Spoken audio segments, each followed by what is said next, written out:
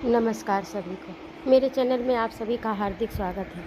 आज मैं उपस्थित हूँ रविन्द्रनाथ टैगोर की लिखी कहानी खोया मोती। तो आइए कथानक प्रारंभ करते हैं। मेरी नौका ने स्नान घाट की टूटी फूटी सीढ़ियों के समीप लंगर डाला। सूर्यास्त हो चुका था। नाविक नौका के तख्ते पर ही मगरिब सूर्यास्त की नमाज अदा करने लगा। प्रत्येक सजदे के पश्चात उसकी काली छाया सिंदूरी आकाश के नीचे एक चमक के समान खिंच जाती। नदी के किनारे एक जीर्ण शीर्ण इमारत खड़ी थी, जिसका छज्जा इस प्रकार झुका हुआ था कि उसके सिर पड़ने की हर घड़ी भारी शंका रहती थी। उसके द्वारों और खिड़कियों के किवाड़ बहुत पुराने और ढीले हो चुके थे। चहुं ओर शून्यता छाई हुई थी।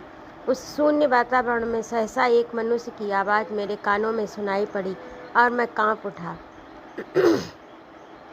आप कहाँ से आ रहे हैं? मैंने गर्दन घुमाकर देखा तो एक पीले लंबे और वृद्ध मनुष्य की शक्ल दिखाई पड़ी, जिसकी हड्डियाँ निकली हुई थी। दुर्भाग्य के लक्षण सिर से पैर तक प्रकट हो रहे थे।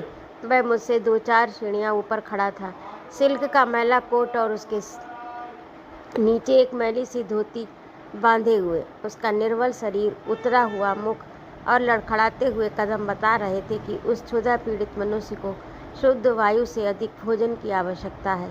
मैं रांची से आ रहा हूँ। ये सुनकर वह मेरे बराबर नई सीढ़ी पर आ बैठा। और आपका काम? मैं व्यापार करता हूँ। काहे का?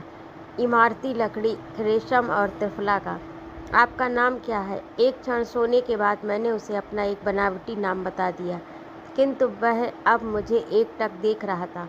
परंतु आपका यहाँ आना कैसे हुआ? केवल मनोरंजन के लिए या वायु परिवर्तन के लिए? मैंने कहा, वायु परिवर्तन के लिए। यह भी खूब कही।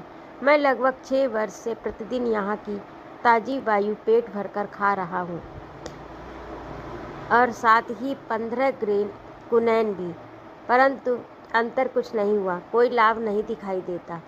किंतु रांची और यहाँ के जलवायु में तो पृथ्वी और आकाश का अंतर है, इसमें संदेह नहीं। किंतु आप यहाँ ठहरे किस स्थान पर हैं?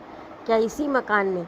संभवतः उस व्यक्ति को संदेह हो गया था कि मुझे उसके किसी गड़े हुए धन का कहीं से सुराग मिल गया है, और मैं उस स्थान पर ठहरने के लिए नहीं, बल्कि उसके गड़े हुए धन पर अपना अधिकार जमाने आया हूँ।